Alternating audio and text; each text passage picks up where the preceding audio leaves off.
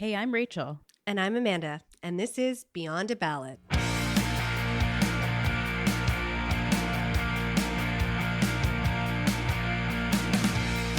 Hello and welcome to the Beyond a Ballot podcast. Amanda, how you doing this week? It was such a big political week.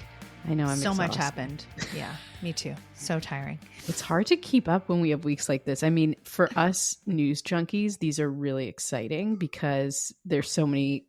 Every time you go on the internet, something else happened, but also it's so hard to keep up. Totally. And these were big, like, headline drivers. These were not small things that happened this week. So kept us on our toes. We both were on CBC this week, so we had lots of time to talk about all the issues. And I think we're going to recap a few today. Yeah, let's do it. Okay. Let's start in Ontario with the Liberal Party.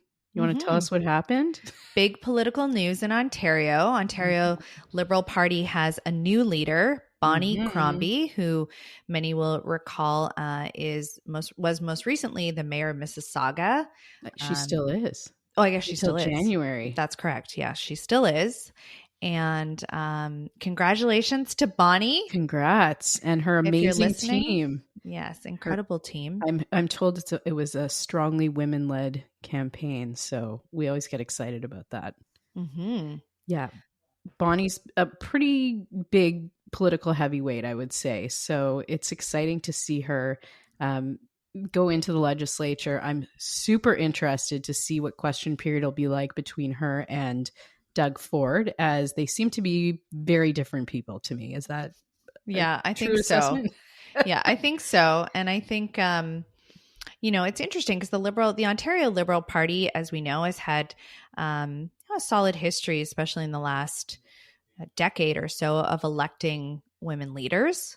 Kathleen Wynne obviously served as premier. The interim leader was John Fraser, and so Bonnie replaces him. Stephen Del Duca was the last leader. So there's been quite a bit of change there. It'll be nice to have that kind of stability. She is very media friendly. I think that she knows how to drive a good headline. I think that she'll be excellent in the legislature. So it'll be exciting to watch. Hopefully that party kind of resuscitate itself. It's been a quiet go for the Ontario Liberals for a little while. So right now they are the third party in the legislature. So the NDP is the official opposition. Obviously the PCs under Doug Ford are the government. And for me, I don't know if you've ever met Merritt Stiles, who's the also new leader of the NDP in Ontario, but I think she's awesome. And so this is going to be a really interesting legislative session. Sorry, when Bonnie actually gets in, because she said the other day that she's not going to run for a seat anytime soon. That's right. And so I just mentioned John Fraser. John Fraser is the interim leader of the Ontario Liberals. He comes with a bit of a story this week as well. Some will recall his name because it ended up in really the federal circles. He's the outgoing interim leader of the Ontario Liberals. There was a tribute video that was put together for him. And the current Speaker of the House of Commons, Greg Fergus, was one of the people, many people, who offered a goodbye, a tribute to John Fraser, and that landed the speaker in some serious hot water. So it's been a week. There were calls for his resignation. The reason for that is because the role of the speaker, the intention of the speaker, is to be nonpartisan. Now, of course, there is a partisanship because they come from the party apparatus. He is a Liberal Party member. He ran that way. He was a candidate. He was elected that way. You would assume that after his stint as speaker, he will continue to be a Liberal Party member. But during the time that you are a speaker, you are supposed to act in a nonpartisan way. So the Conservatives went a little crazy when they saw that Greg Fergus, the Speaker of the House, was in this tribute video and immediately called for his resignation. That has since snowballed into committee. It will go to He's committee. It will go to testify, committee in yeah. the coming weeks, and it's supposed to go to committee actually before the middle of December. So that could be as early as, I guess, next week. Yeah, wow, that's fast turnaround. It's so fast. This is a hard story for me because on one hand, I'm exhausted of drama with the speaker in general after the year that we've had this year. You'll remember Greg Fergus came in because Anthony Rota had to resign after he had let a Nazi come when President Zelensky was in Parliament.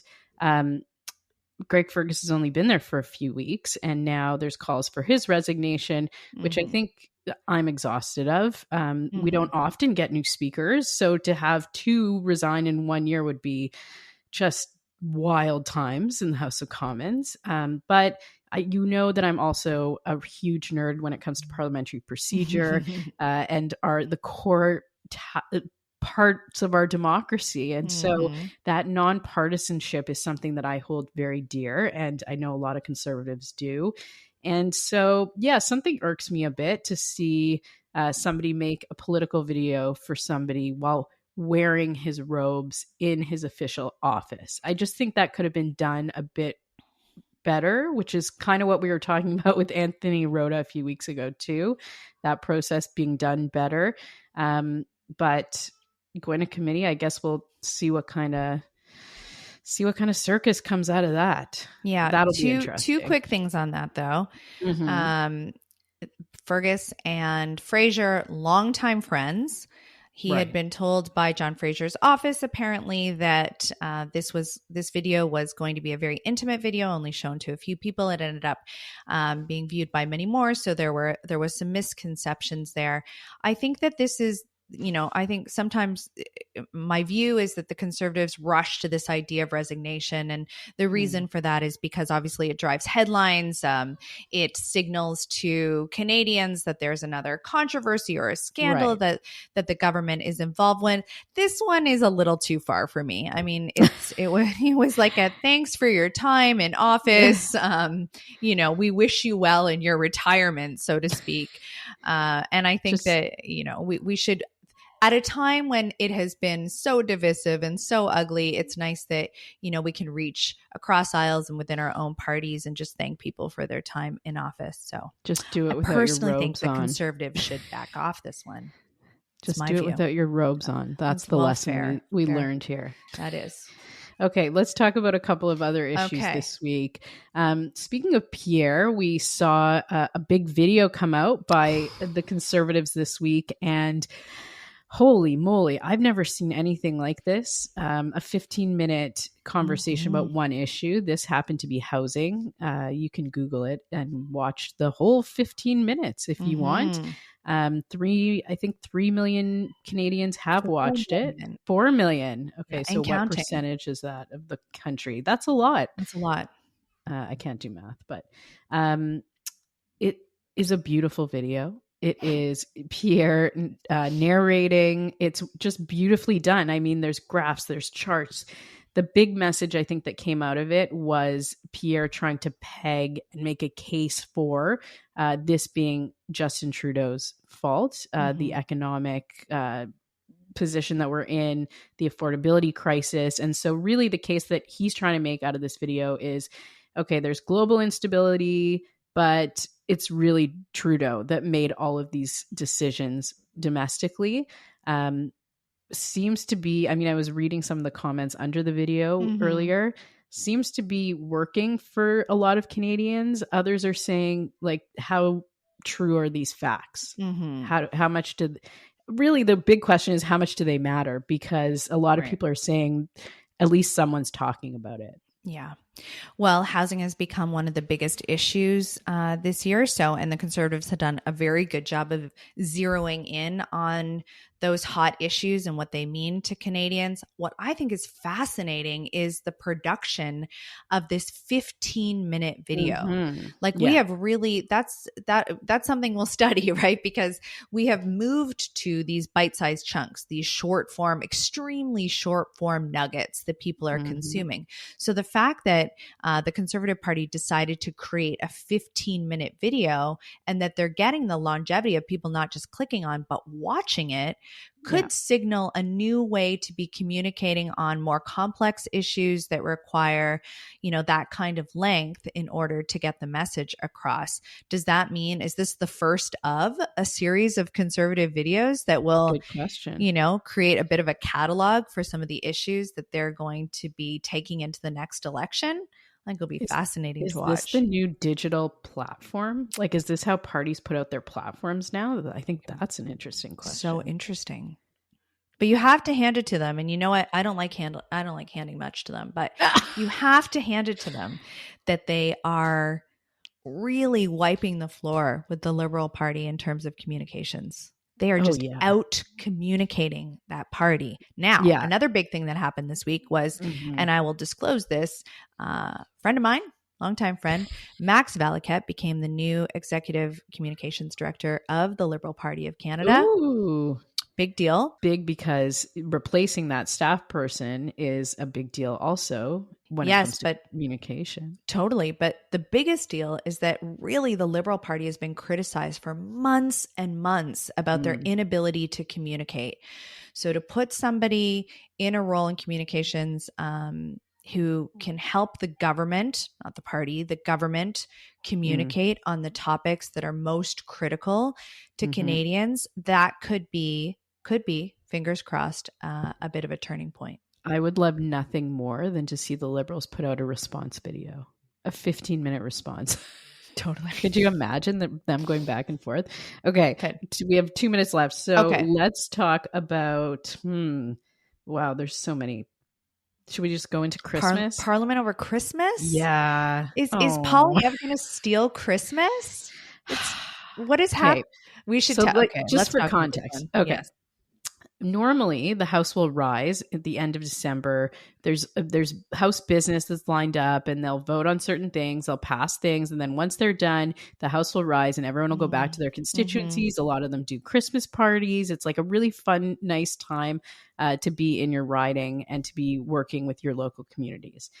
Yesterday, or the couple days ago, they said Pierre said that based on some carbon, we were talking about the carbon carve out that was applying to home heating oil. So it's still the ongoing issue. And so the high level explanation, and you can break it down if you want, is that the Conservatives are looking for the government to amend that position to allow for all home heating oil to not have carbon tax on it, which impacts farmers and other Indigenous communities, etc. And so what Pierre, I believe, is saying is that until that happens, they will put amendments on the floor, which the procedure in the House is that you go through them. And that will mean that they will sit 24 hours a day. Now, is this crazy? No, we've seen this before. I mean, not trying to push the government, but we've seen times where at the end of a session, parliamentarians are in the House 24 hours a day. They sleep in their offices sometimes, which is actually illegal in Parliament. Fun fact. And I remember a couple of years ago, friends that were MPs, they were packing pajamas to go to their offices because they had such late sittings. So it's not outrageous to sit overnight. It sucks for sure. And it's not the ideal for what our legislators should be doing.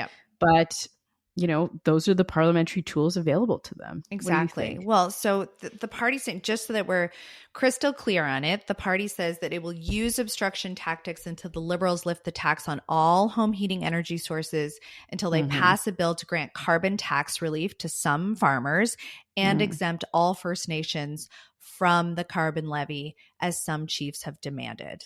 So that's the premise under which they're doing this. Let's be clear, though. The reason why they're actually doing this is because, again, this is a big headline driver, right? When you decide that you're going to push people into 24 hours of voting, this is something that the media is going to cover, everyone is going to talk about, and that's exactly what is happening. So in some cases, they're going to be introducing 20,000 amendments to the Sustainable Jobs Bill, which of course has sounds nothing like a joy to me with carbon pricing. And those 20,000 amendments could be as small as a word change, a comma, semantics. So really, it is just it's obstruction. It is derailing Parliament, and some might say it's a little bit of bullying. We shall see if it will actually. Now, Polyev and the Conservatives have threatened to do this before. They threatened to do it just before the summer. And they ended up backing off, I think, with 2 days before the House was to rise. So they have until December 15th. That's the date that the House is expected to rise. The people are supposed to go home to their families for Christmas. Will he keep them through the Christmas holidays? We shall see. I'll be watching. We'll be watching. I mean, not to be partisan, but ultimately all of these issues, I think, come back to the fact that the Conservatives are just killing it in the polls. Like there's so much room, killing it. So they really just have the ability to make those headlines and to be able to do these things because Canadians want to see them doing something and they want to keep that momentum up. For sure. You know, like all of these issues, the speaker, the staying over Parliament, staying over Christmas, the housing hell video, those are all narratives that just keep them in the news. And so I think it's actually a smart tactic ultimately, as kind of off as it feels. I mean, if the polls have anything to say about it, yes. Up 20 points in the polls. Yeah. A remarkable turn of events. Over the Liberals, which is like really, really wild. Really wild. But yeah, I never thought we'd feel this again, but here we are and I'm excited about it. And it just goes to show how quickly things can change. So yeah, we will see. Now, up next, we're going to talk about it. We are going to talk about it. We're going to talk about the top 5 political stories of 2023. We're going to get into the politics, how the Liberal Party is positioned. The Conservatives' rise is a big one. There's my spoiler. We're going to sit down with Vassy Kapelos, who is a household name. Everyone knows Vassy. Likely everyone who's listening to us does. And we are so excited to get the chance to talk to her. Stay tuned. Hi, and welcome back. Rachel, did you know that there are only 24 days left until 2024? Oh my God. Did you know that? I had no idea. I know. That's crazy. We're in the home stretch. So we wanted to take some time this week to reflect on the political year that it was, our top stories, what kept us excited all year round. There were plenty of them, and we have a special guest to do that. We do. Who better to break down the biggest political stories of the year than our good friend, Vassy Kapelos. Vassy is CTV News' chief political correspondent. She obviously never sleeps because she hosts CTV's Question Period, Power Play, and her own radio show on iHeartRadio. She's an award-winning journalist, and Vassy has been covering politics for decades. She's also a mom. Like plural? She's not old enough to have covered anything like a couple, for decades. A couple? Half a decade? No. A decade and a half. Decade and a half. Oh, okay. We'll take that. Just a half of one decade. She's also a mom to a toddler and the person who makes me laugh the loudest on Instagram. She has the best sense of humor and the best mom content. Welcome, Vassy. Hi. Hi, guys. Thank you so much for having me. And congratulations on your super amazing podcast. Thank you. We are so thrilled excited to have you. I mean, you are, I would say, my biggest politico in the country. Like your ability to ask the right questions and know everything about every political story is just so inspiring to me. And I know to many of your viewers, many of whom are our listeners. So I'll take it just from you. Thank you. I'm not sure about the rest, but thank you so much. That's like the greatest. Well, we were just so excited because you have such a varied background in terms of journalism and politics and being a mom. And so let's start by talking about you, the person. Who are you? Just a small question to start. She looks terrified for those who can't see her. Am I back on the online apps now? Is this my dating life all over again? Who am I? In what sense? Like my background? Yeah. Where'd you come from? What did you do? I grew up in downtown Toronto, right off the Danforth, in the same house that my dad still lives in. Now with my sister and her baby. Love that. Because they're waiting until house prices go down and the complications that arise from that. And I grew up with two parents who were extremely politically involved. They actually met at a political convention. No. And so I grew up with like, it was part of our life. And my parents were very loud. My dad's still alive. My mom isn't. Very like engaged, loud, like not cautious people. When they were talking about stuff like that or anything in our lives, they were incredibly hardworking. My dad still works full time as a lawyer. He has his own practice and has for like over 50 years. And my mom worked with him. And I think they really sort of set an example through that and through also their interests, which were definitely passed on to us. And we always had the Star and the Globe delivered every day. And on Sunday, we also had the Sun. And so I grew up reading the paper just like they did and sort of thinking that debating it was not arguing, was like part of our life. And so that really informed my interests growing up. I always knew I wanted to do something to do with politics. I just didn't know what. And then basically I went through school and through a process of elimination at realizing I'd be a bad lawyer, which I kind of now maybe regret a little bit. And I didn't want to stay in school long enough to get a PhD.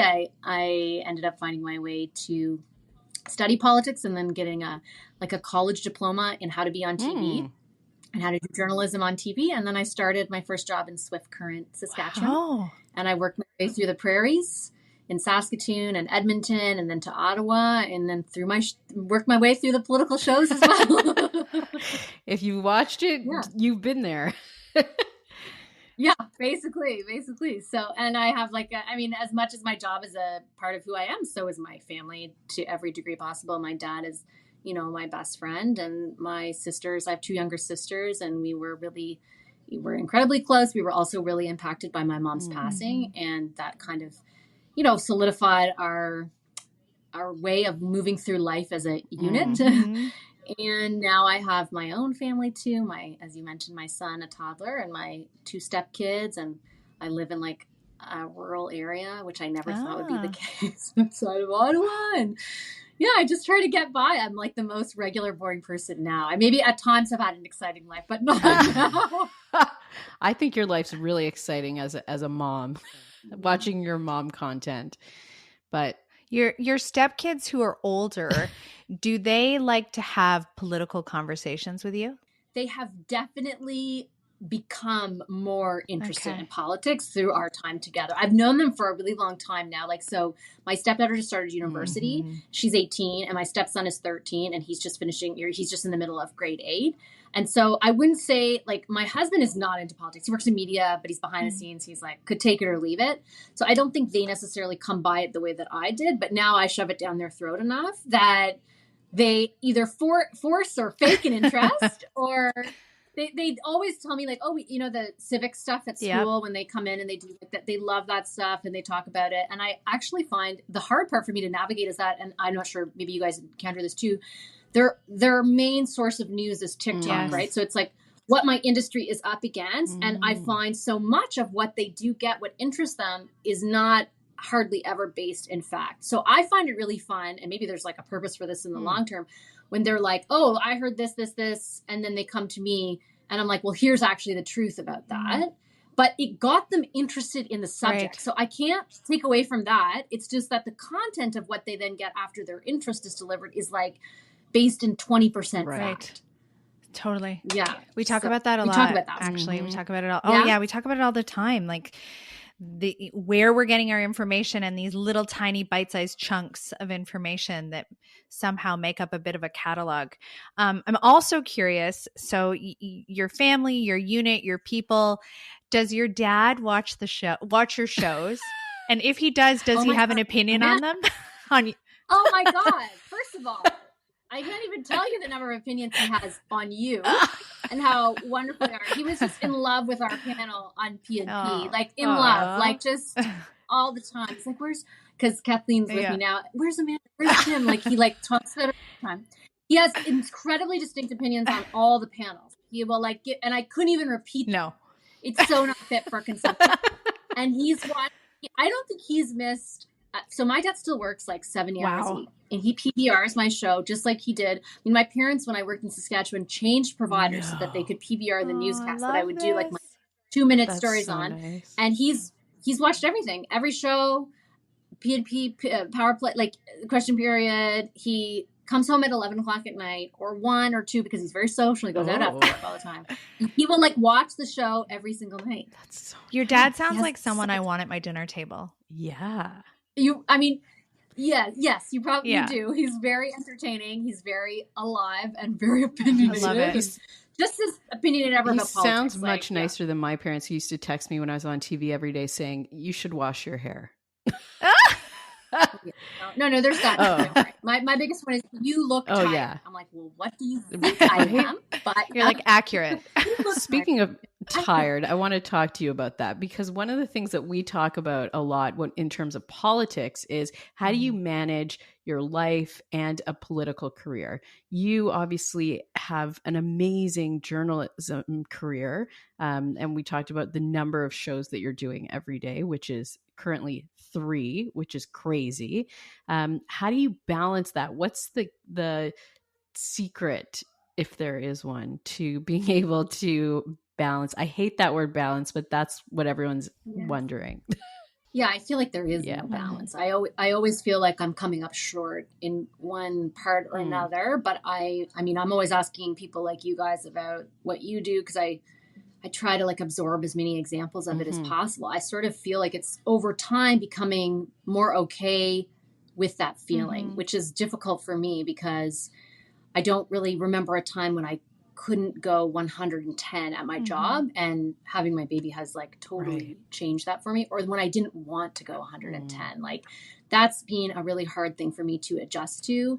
I would work 14 hours a day easily and not mind it for a second and enjoy it. But now I don't want to miss out on seeing my kid at night, every night at least, or most nights. And so I don't know what I really don't feel like I have enough experience to impart any wisdom. And I also feel like the other side of it is I'm not an island here. I have had throughout my career so many amazing people to lean on who do all the heavy lifting for these shows. Like I get to bear the name of them and have the glory and the criticism and everything.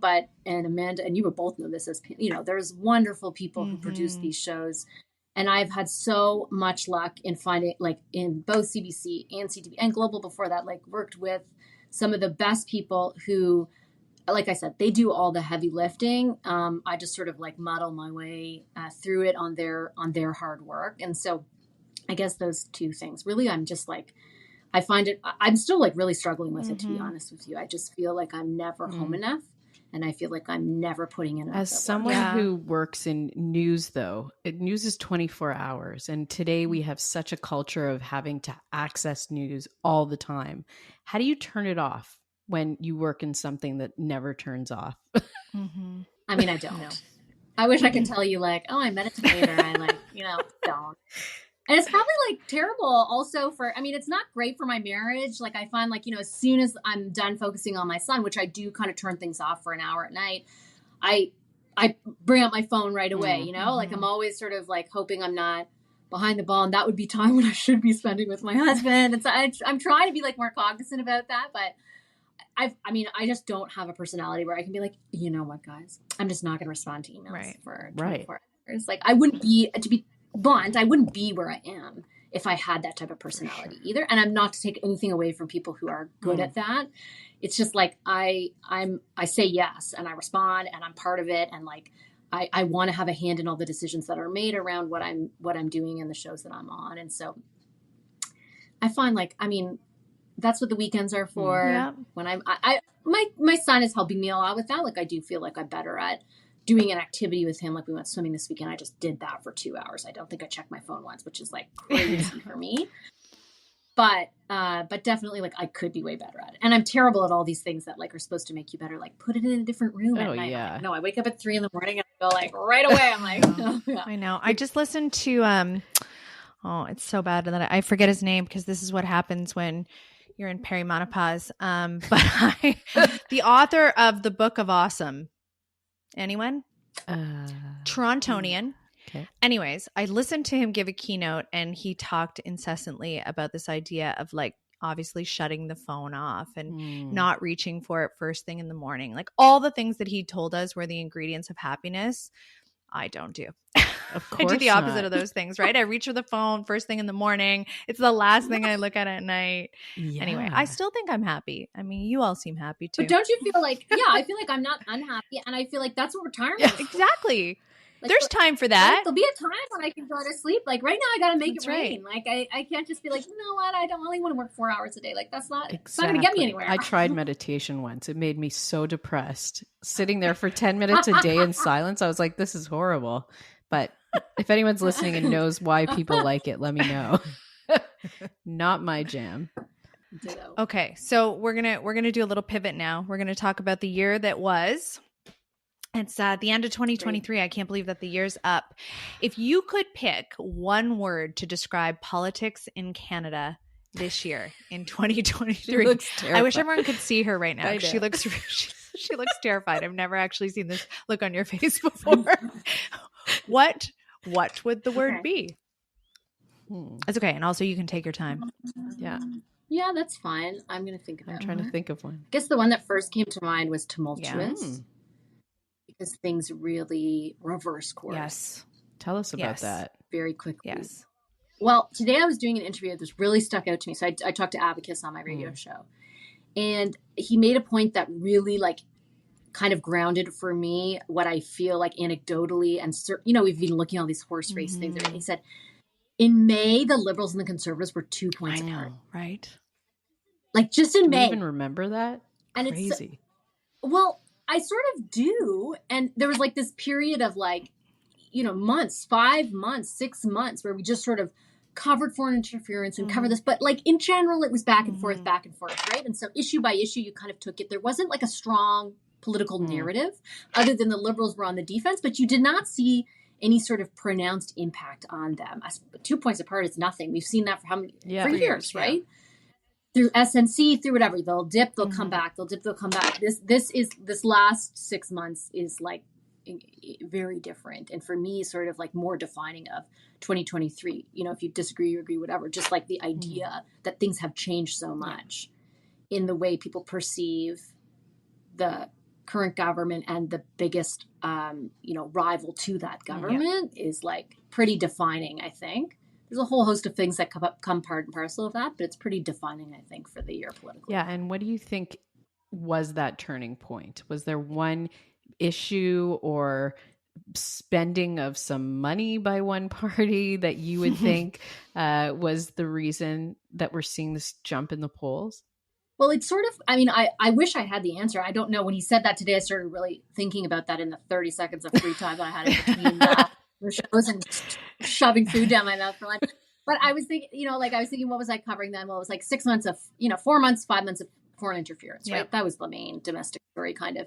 But during that time, and maybe this is my fault as well. We covered it, but maybe I didn't realize the degree to which it was taking hold. The cost of living narrative was the crisis that exists was getting more and more pronounced. And I think that in my sort of humble, non-expert opinion, the government was so late in recognizing the degree to which it was affecting people that when they did, the impact of that politically just didn't translate.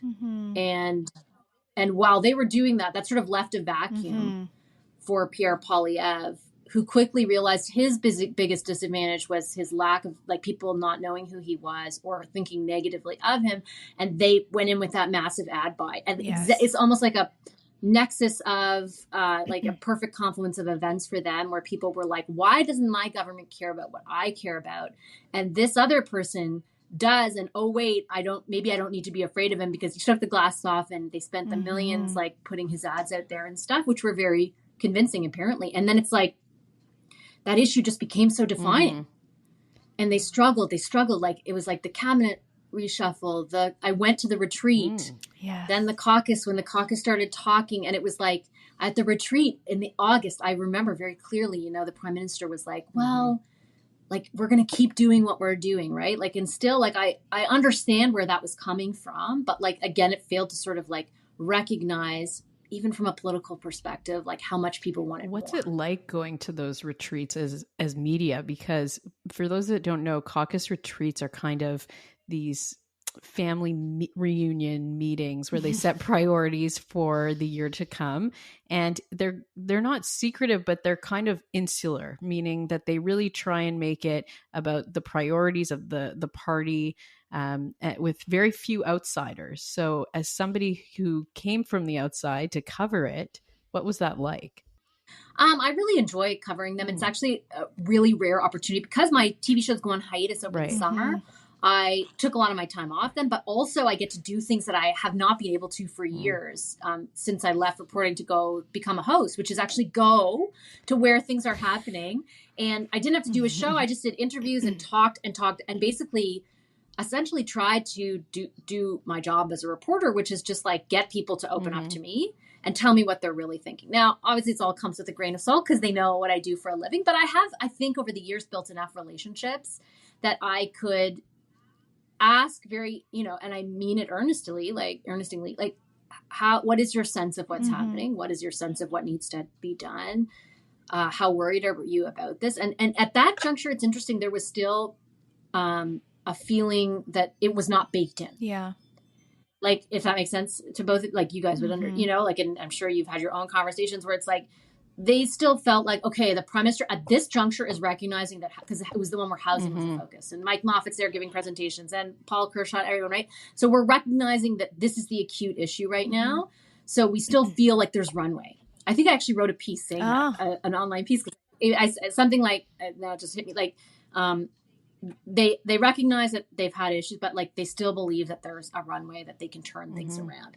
And I will say, like, the difference now is, I'm not sure what your conversations are like, there's way fewer people who express the same level of optimism. There's way more worry that this is baked in for them. Not to say it is, you never know what can happen, but there's more vocal concern among people in the Liberals, like MPs and ministers, that it's not a train you can just turn around. Well, and at the time, they had no idea what was to come. The beginning, we've talked about on this show, just the crazy turns the beginning of this legislative session has taken for them. Who would have known any of them? Yes. But I don't think it's any of those issues, to be honest, that have hurt them at all. I think it's squarely affordability. I don't think that they've had some mass back. I don't think people are as weighed down by international issues as we may think that they are. I think that they sort of they contribute to the perception that people have of the government or the Prime Minister, for sure, and their level of competency. But I don't think anything so egregious has happened that would negatively impact that view to a degree where they'd like consider parking their vote somewhere else. I think it's all affordability. I think it's all cost of living that's driving that. So at the end of 2023, where do you think the major parties stand today, heading into 2024? I think that the Liberals are in trouble. I think they fully would acknowledge that to any of us behind closed doors. I think that the Conservatives are certainly in a position of relative political power. I mean, a 20-point lead, a 18-point lead is the biggest that they've had since 2015. I think the NDP are in a confusing place. I think that there's a few things that indicate that maybe they're starting to capitalize on some of the loss of support for the Liberals, but by and large, they really have not. I mean, if it's been going on since May, the NDP is stuck around the 2022 point mark, which they have been for years and years. So I think that, and then plus there's this whole added dimension of their support for the Liberals, but at the same time criticizing them. Like, I think for the average person that ends up being a little bit confusing and perhaps will continue to be into next year. I think those are the main takeaways. I think, like, for the Liberals, it's all about, what do we do now? And for the Conservatives, it's all about how do we maintain this momentum with an election potentially so far off, and how do we not screw this up? I think I was talking to somebody, maybe it was you, Amanda, when I was in Toronto last week, about how much of a runway a full year, over a year would be, and how much can change between now and then, potentially 20 points even. Yeah, as we've seen. Exactly. So the obvious question that always follows is, if you had the crystal ball, is there a leadership race for the Liberal Party of Canada in 2024? Oh, what do you think? So I'm going to be wild. Ooh. Okay. We like wild. And I'm probably going to be wrong. I'm going to say yes. I'm with you. I'm with you. Yeah. Wow. I think she's our first guest to say that. She is. I probably 3 months ago, I would have said no. And do you want me to explain? Yes, of course. Okay. So I'm like a rabid, what do you think? I'm like constantly searching for gossip, right? And so, at that cabinet retreat, there was not a minister in sight who would even entertain that possibility. And I really, truly to this day feel there will never be like an internal mutiny. If some MPs don't like the prime minister or feel that he is a liability for them, they are resigned to that. They are not going to come up in like, Tory style, get mad and oust their leader or anything like that. I think that if the prime minister and the people around him think ultimately in the next few months that those numbers are baked in and that there isn't a path out from them, I think he will make that decision.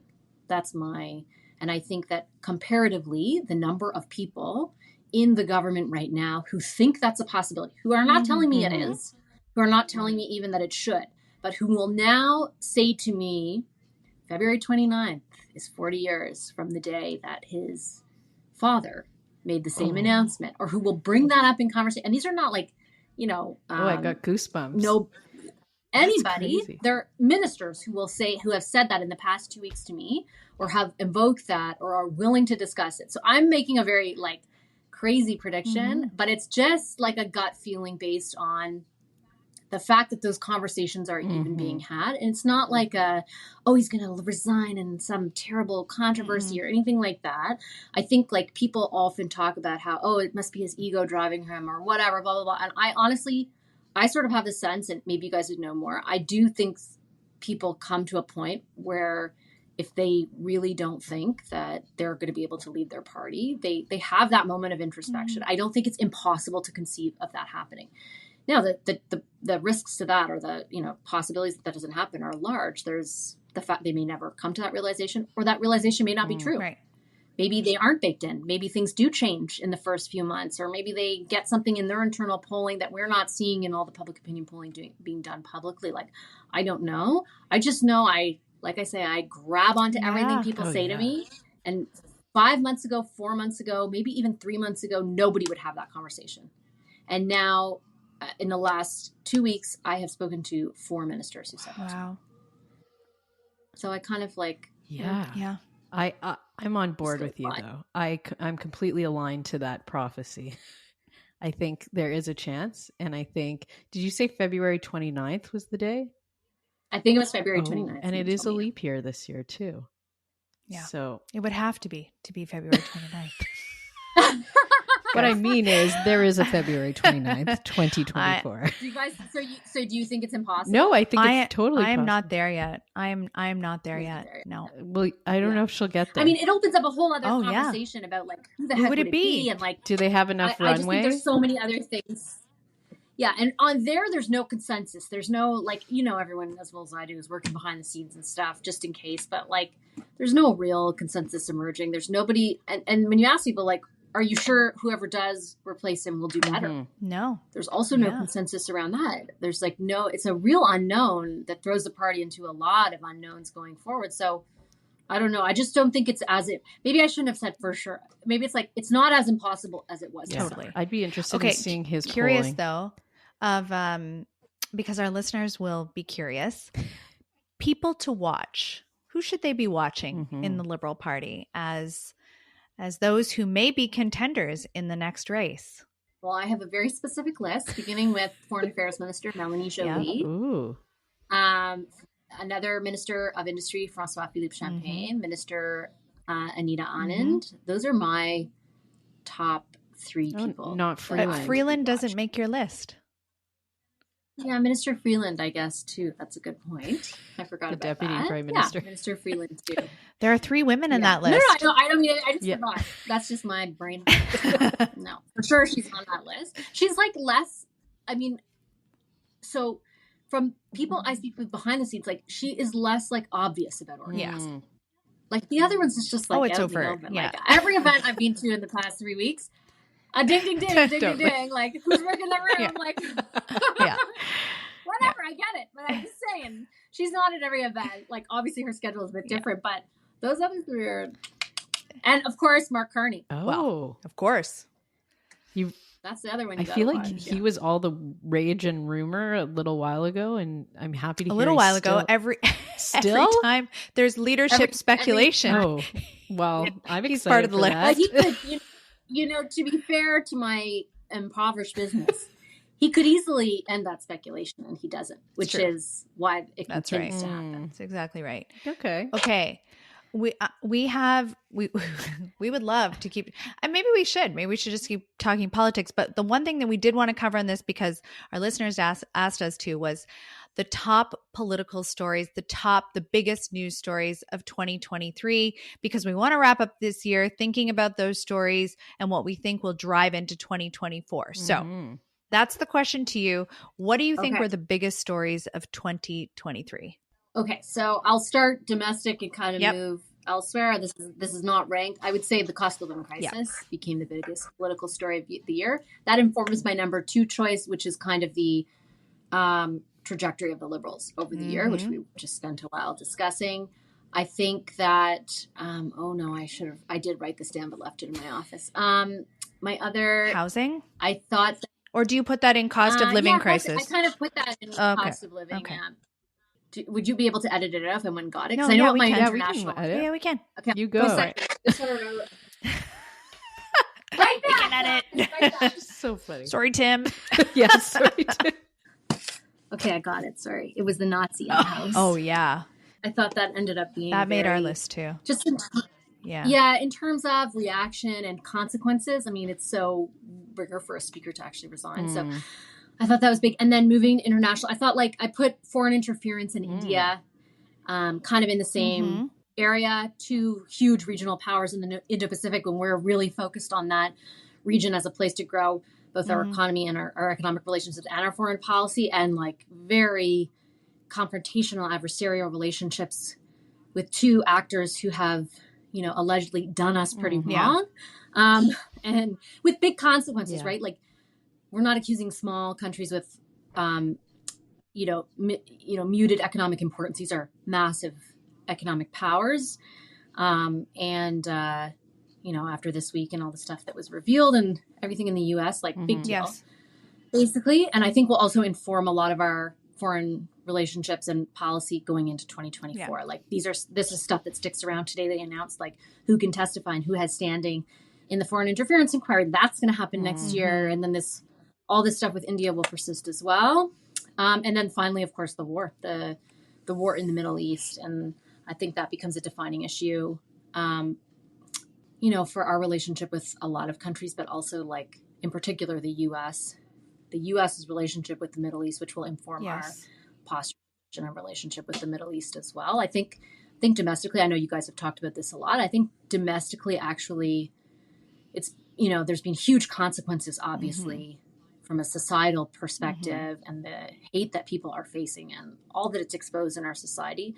I actually would point to the way our politicians have navigated this as one of the more positive stories of the year. I think that despite it being such a divisive issue in society more largely, they have maintained a remarkable amount of respect for each other in discussing those positions and holding very different positions and advocating for their constituents and their people in their backgrounds and people it has not been used for political purposes. It has actually been discussed frequently and thoroughly in the House of Commons, and everybody has kind of been sticking up for the right thing, which is to stop the hate from being expressed that has been expressed. And regardless of the party, regardless of where they stand, even the stuff they're urging the it's not being a terrible thing to watch. And it's actually shows that, for all of our faults, there's a lot of stuff we do really well as a country. And there's a lot of people who work together across party lines in many different instances, or who maybe even don't work together and disagree, but can respectfully do that and show the rest of the world that can be done. I think that kind of thing is really important, and doesn't always happen, isn't always the case, but it actually has been in this thing that's been so awful to watch everywhere else, including on our own streets. But in this one sort of wonderful place called Colville, which I still think is wonderful, it actually has been a reflection of civility. And so that's my last pick. That is such an interesting commentary on that topic, which I haven't actually thought of, like that the discourse, because we talked a lot on the show over the last couple of months about just how ugly and volatile and really divisive it has been, and how that tone can turn off a lot of people, but in particular women, from wanting to engage and be part of politics. So it's interesting to end on that particular topic, and how your perception is that it's really enabled sort of the best of to be able to have a dialogue that has been productive at times, which I think is really interesting. And people may disagree with the positions of the parties or what the prime minister is saying, and that's happening in real time, but it has never been reflective of the tone and tenor of what we're seeing elsewhere, even in our own country. Which is like, for once, they're the example that is good to heed, right? And it's but to be fair to them, there are lots of times when that's the case. We're not always covering that, but it does. We all know a lot of decent people who are in politics, and on an issue of this level of importance that has the potential to harm society to the degree that it already has and can continue to do. It's like important that they show us there's a way to disagree vehemently and still. Like there's a path forward. I have a lot of questions about your top 5 stories, but I want to stay on positivity. Was there one story this year that really stuck out for you, that was something you loved covering, or it was just a nice story to report on? Does it have to be political? No, that one's so hard. Is it? I don't think I go at anything on my political shows being like, I wonder what it'll be next today. Is there okay, let's say I love covering is there one stuff, story that you really liked covering, that you thought was a really interesting thing that happened this year? Doesn't have to be positive. We'll take the positivity. We'll park the positivity. I mean, I love everything. Like, I'm like a loser. Like, I freaking love everything. I get it. I did a panel tonight in studio on grocery store prices and the degree to which the government can impact them one way or the other. It was like bang. Like, it was so fun. It was. Taliba Muhammad, Andrew Scheer, and Daniel Blakey going at it for 15 minutes. It was a blast. Like, I couldn't get enough of it. I love. I mean, I did like covering. I did really like covering cost of living, and I'll tell you why. Like, to be not so cheesy, it has such a direct impact and a level of relevance in people's life that it reminded me of the pandemic. And I remember during the pandemic, like, really being reminded of the fact, like, what am I doing this for? Like, it's cheesy, but people were so, like, in anguish, both worried about their health, their jobs, their businesses. Like, it was day in and day out of like, here's how I hope the government can help. And it would be like sending me emails, and I would take their question and ask the minister that night, like, and it was like a real life example of what we part of our function, not always, but part of our function. And there are times when you don't really feel that, and you're just like, this is a juicy political story and I've got to do it. But cost of living is like, okay, can the government control the economy? No. But are there things that can be done and ways to alleviate some of the issues that people feel? Yes. And so, like, what is the best construct of that, and how to best challenge the ideas that are being put forth by all the parties and all this. So I've done a lot of that over this year, and I really liked it. I also get to cover like positive stories on the radio show, though, that are like not political. So okay, give us one of those. Better. What's a feel-good story? I interviewed this guy last week. You're going to die. It was like this veterinarian in the Bay of Fundy who rescued this couple, found this sea turtle frozen to death, almost at death. Rescued the sea turtle. It's a positive story, Vassy. A positive story. No, he got rescued.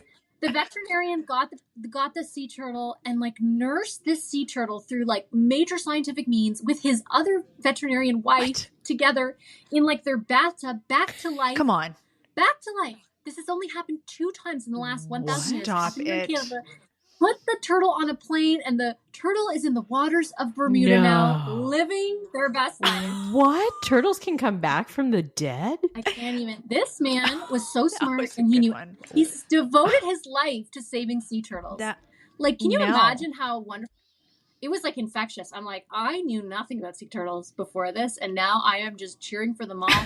Most of them like freeze to death in Canada, and you can't resuscitate them. Like it's impossible to be able to do so. And he was able to do it by like basically nursing this poor frozen turtle to death. Do we have a population of sea turtles in Canada? Or they're apparently we have an endangered species. They're an endangered species. They're an endangered population because of the temperature, and the temperature swings because of climate change. And this is all my information from the doctor, from the veterinarian. And so many more of them are freezing, and like they're literally found as they're like near death, and they've gone into like a coma basically. And it's super rare to be able to rescue. This is a documentary waiting to happen. You know that, right? Yeah, it really is. If you're listening and you're a documentary maker, Vassy should host this documentary. You should narrate this documentary on the sea turtles. 4 decades this man's devoted his life to rescuing sea turtles. Like, that was a good someone one. give him really the what's it called? Canadian Order of Canada. That's what he needs. I know. Yeah, all the things. You should be rallying for that. Okay. Well, okay. So that we covered a lot of stories. I have a question though. What story do you think, I mean, I think I know, but what story do you think will be the biggest story as we head into 2024? I mean, I think you know exactly what I'm going to say. I'm watching to see what the heck happens with the Liberals. Yeah. Like that's my, I mean, I'm so curious to see if this changes, if it's baked in, if they decide on a leadership change, like all those kinds. And I think we'll know, actually. I don't think it'll take a huge, I think like things will be decided before the summer, I think so I don't think it'll be a long wait. Okay. Well, like if the Conservatives are 20 points up next May, I don't know if that's ever going to change, right? It's not to say it could be 2 points up. I don't know. But so do we see an election in 2024? Okay, I'll make another. Okay, do it. Let's end on that. I also can see one in the fall. Fall 2024.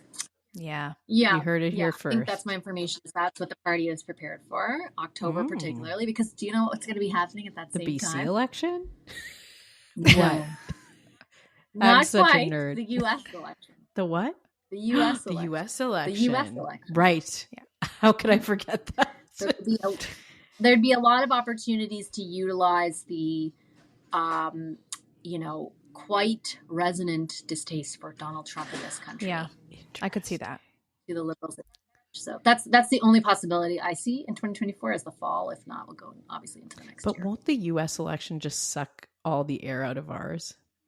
I think that there is a case to be made for U.S. politics always sucks the air out of. I mean, people are kidding themselves if they think like, oh, we're above Trump and stuff. Like, I know what ratings look like, and everybody watches this country. Canada is collectively obsessed with what's happening in the U.S. So I don't think it would overshadow it. I just think it would be, and we've seen some of it already. MAGA conservatives, I think, is what the Prime Minister called them last week. Like, I expect those types of comparisons to be drawn more frequently. And what better comparison when the guy's like, if he's the nominee and they're, right? Do we typically see like Republican U.S. presidents with conservative prime ministers, or it doesn't make a difference? The way we see the provinces usually elect premiers that are opposite from the federal government.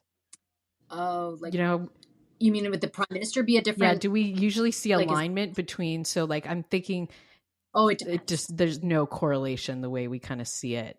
No, it seems like it would really depend. And I feel like whatever formula you may have looked at in the past, I don't even know if you can apply it to like Donald Trump. And, is he a Republican? Like, right. you know what I mean? Like it's a good question. It's so wild that it's its own entity. Oh, it's not like just a Republican who's running. It's like Donald Trump, right? So, which also comes with it a whole, confluence of other factors, including like how hard do you go against somebody? You may have to, if you are still prime minister, be negotiate trade deals with and stuff. Like there's so many interesting dynamics to all of that. But I think there is a high degree of public distaste for him in Canada specifically, and so I would imagine that plays into our politics in some way. It was funny. We'll share this little nugget with you before we end off. We had the host of Pantsuit Politics on our podcast about a month ago. And at the end of that hour with them, or 40 minutes with them, we did this like rapid fire thing, and we were asking them questions about Canadian politics, and like they're talking about politics every day, right? Couldn't name a politician outside of Trudeau. Couldn't name a party.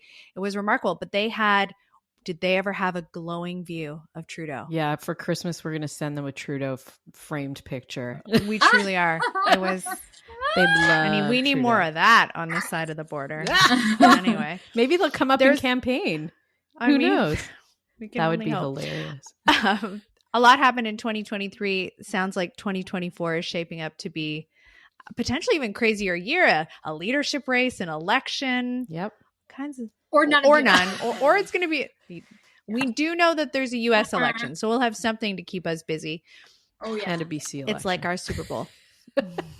I'll be watching BC.